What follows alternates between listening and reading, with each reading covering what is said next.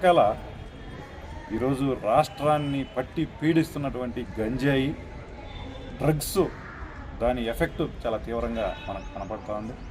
ఎవరైతే ఈ ముద్దాయి ఉన్నాడో ఆ ముద్దాయి రోజు గంజాయి సేవించి ఆ చుట్టుపక్కల ఉన్నటువంటి ప్రజలతో రోజు గొడవ పెట్టుకునేవాడే అనేటటువంటిది స్పష్టంగా అందరూ చెబుతున్నారు. ఇతని వెనకాల అధికార పార్టీ నాయకత్వం కూడా ఉన్నట్టుగా ప్రచారం జరుగుతూ ఉంది. ఈ గంజాయికి కేంద్రంగా ఎవరు అధికారంలో ఉంటే వాళ్ళు దానికి నాయకత్వం వహించేటటువంటి పరిస్థితి మనం చూస్తూ ఉన్నాం.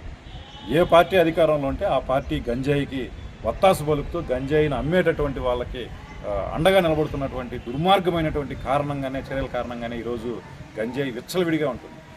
పోలీసులు పెద్ద ఎత్తున గంజాయి విక్రయించే వాళ్ళను అరెస్ట్ చేస్తున్నప్పటికీ పట్టుకున్నప్పటికీ అది ఆగకపోవడం కారణమైంది. ఈరోజు అధికార పార్టీ అండదండలు ఉన్నటువంటి కారణమే మేమైతే మేము చూసుకుంటాంలే అనేటటువంటి భరోసా వాళ్ళకి ఇచ్చినటువంటి పరిస్థితి కారణంగానే ఇది జరుగుతూ ఉంది. ఈ గంజాయి డ్రగ్స్ కారణంగా ఈరోజు మదనపల్లిలో ఈ సంఘటన జరిగింది. ఈ సంఘటనని సమగ్రంగా అమ్మాయికి న్యాయం జరగాలి. అమ్మాయికి చనిపోయిన అమ్మాయికి ఆ కుటుంబానికి న్యాయం జరగాలి. భవిష్యత్తులో ఇలాంటి సంఘటనలు జరగకుండా పునరావృతం కాకుండా చర్యలు తీసుకోవాలని అంటే నిందితులపైన కఠినంగా శిక్షణ వేయాల్సినటువంటి అవసరం ఉంది. దీనికి ప్రభుత్వం చిత్తశుద్ధితో వ్యవహరించాలి. దీనికి కారణాలను విశ్లేషించాలి.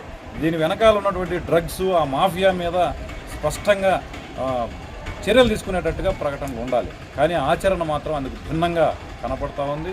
ఈరోజు అతను ఎవరైతే నిందితుడు ఉన్నాడో అతను ఆత్మహత్య చేసుకొని చనిపోయినట్టుగా ప్రచారం జరుగుతూ ఉంది.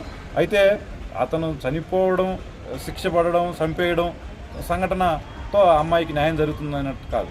ఏదైతే ఆయన డ్రగ్స్కు అడిక్ట్ అయ్యి ఈ డ్రగ్స్ ప్రేరేపితంగా వ్యవహరిస్తున్నాడో ఆ డ్రగ్స్ను అరికట్టకుండా లేదంటే మత్తు పదార్థాలని అరికట్టకుండా మనం ఇట్లాంటి సంఘటనలను జరగనీయకుండా అడ్డుకట్ట వేయలేం.